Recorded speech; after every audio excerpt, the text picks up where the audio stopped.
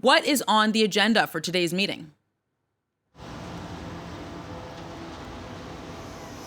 Well, the climate, Ukraine, as you were mentioning, China and coronavirus are really the big issues. To come to Ukraine, which is the most in the news, Germany has a pipeline, Nord Stream 2, which goes directly to Russia. It's not operational yet, and it's kind of got the country tied up in knots. It's 1,230 kilometers long, and NATO and the Western countries are trying to tell Germany, look, consider that a weapon against Russia. In this standoff over Ukraine, we may be asking you to not allow the gas to flow because Russia can use that pipeline to extort, well, let's say, turn off the gas to Ukraine, literally, use it as leverage. So use that pipeline that you have as leverage. So that's one thing they'll talk about, but also climate. They'll be talking about China, what kind of human rights stance to have, and how to move forward just generally now that France is exercising the presidency of the European Union.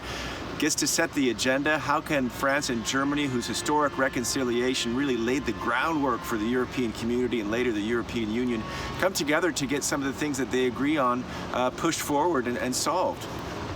So there's no shortage of major issues to be addressed, as you said there, Nick.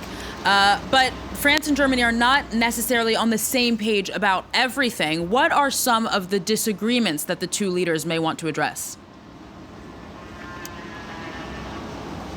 Well, I think there's really just one big one, and that is what is green? Because France continues to maintain that nuclear power is a way of going green. Germany is now led by a three-party coalition with the Social Democrats, the Free Democrats who are pro-business, and the Greens who had a giant, transversal green ministry with fingers in every pie.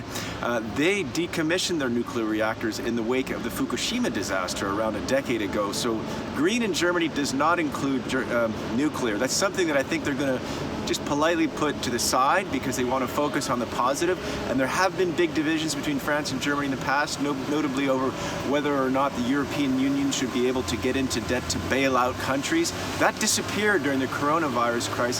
And guess who was in charge of that process for Germany? Olaf Scholz, giving up on budgetary orthodoxy in Germany, the idea that you could not go into debt to spend publicly in the name of Europe, in the name of fighting the coronavirus pandemic.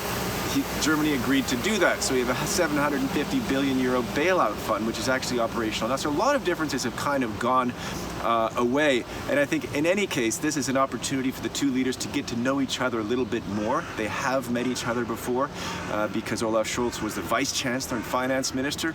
But to agree how they're going to continue, I think, it's safe to say Angela Merkel's heritage. Olaf Scholz is really was seen as a continuity candidate. So there's not a lot to reinvent. And I think they'll be sort of accentuating the positive today in the projects they intend to work together on. Certainly not a good time to do anything other than show unity with those tensions on the Russian-Ukrainian border.